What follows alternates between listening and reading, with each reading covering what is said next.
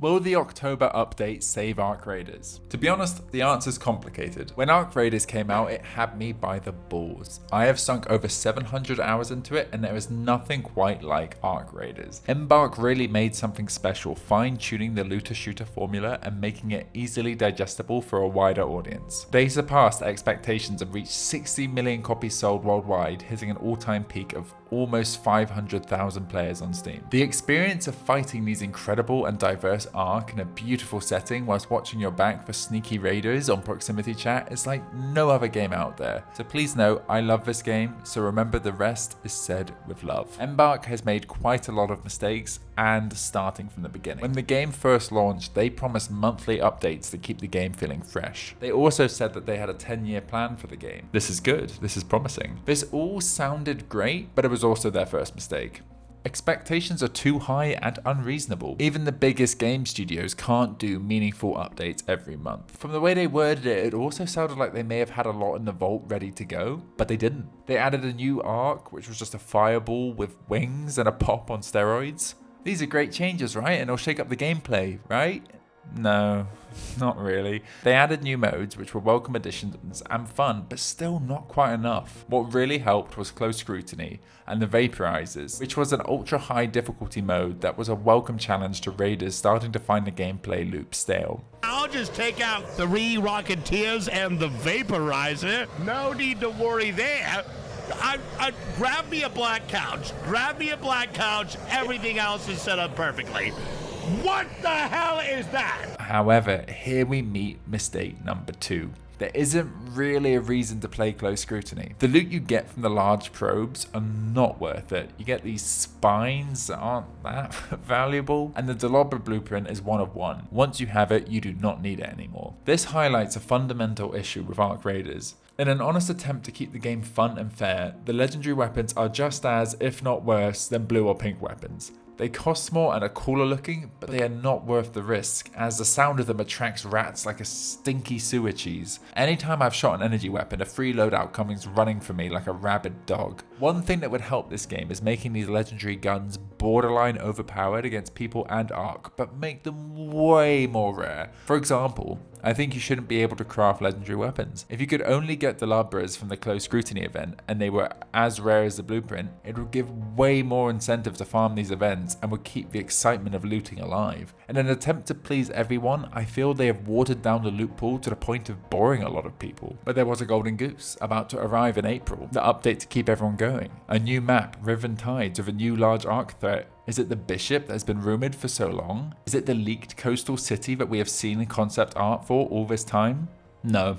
It's a tiny map, and I have to be honest, it kind of blows. I feel Riven's Tides is the weakest map in the game, with limited looting areas and way too much empty space. If this had come amongst other maps, it wouldn't have felt so bad, but after waiting 6 months, this was disappointing. I think the leaked concept art of this coastal city also set unreasonable expectations, and the new Arc was just an electric butt plug. In all honesty, the turbine isn't actually a bad addition if it came in a smaller update. However, as a big bad Arc we've all been waiting for, it was just underwhelming. Anyway, it's fine, right?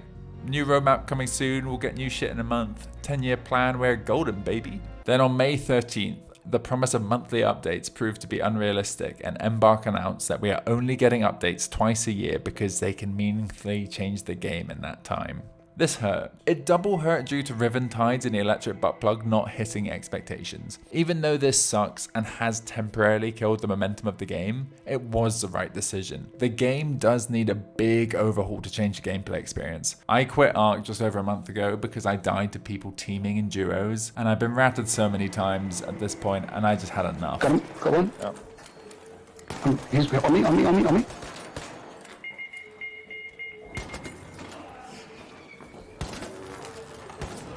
What the fuck are you doing teaming up, boys? This is pathetic. What is this, boys? No, actually explain. Can you not fight by yourself? What is this?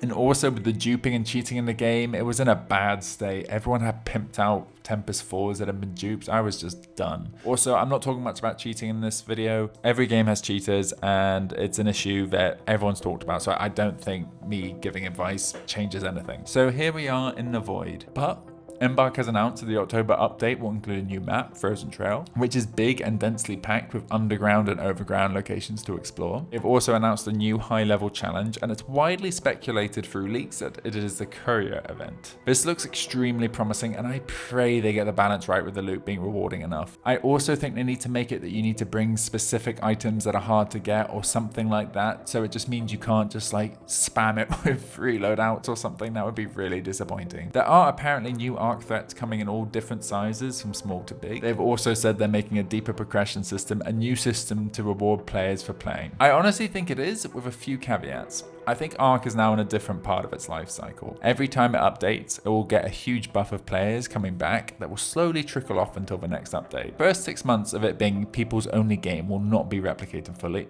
and that is okay. I remember every news channel talking about Fortnite kids wetting their pants playing Fortnite when it was at its peak, but hype eventually goes down with time, and Fortnite is still alive and kicking. I think the one thing Arc Raiders can do to help retain its players in each of these updates periods is to add a PvE mode like the Chinese version of Arc Raiders. In this mode, people have lights on their back to indicate aggression that can only be changed with a long loading animation. Something like this would really help bring back a lot of casual and friendly players. There's also been a leak in the game files of a Matriarch and Queen event, which is also very exciting and promising. Fingers crossed that comes.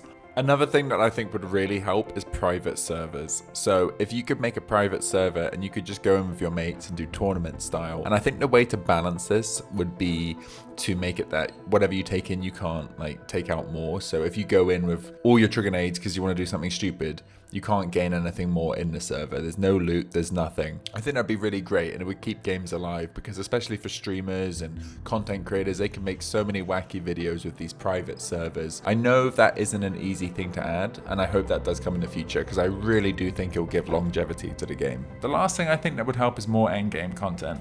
Games like Escape from Tarkov have content that you can only access by really grinding, and not all players can access it. This adds a huge amount of replay value and means that there will be a fresh experience in the game. Knowing that every 2 weeks it's an exciting event we have to put everything in gives a reason to grind and come back. Look, the overwhelming hatred that has gone towards Arc Raiders and Embark calling the game dead is honestly coming from a place of love. People see the potential and love the game, and really they aren't happy to see it go to waste. If there's a banging update that comes out, I feel like everyone will come flooding back to check it out. I am hopeful and excited for October. However, the fact that 2 new games are in development at Embark was slightly concerning. I hope they've hired enough people that they can balance everything correctly, but so far they're 2 for 2. Finals and Arc Raiders are fantastic. Fingers crossed they do right by Arc Raiders and see you topside Raiders. If you like this video, please do like and subscribe for more.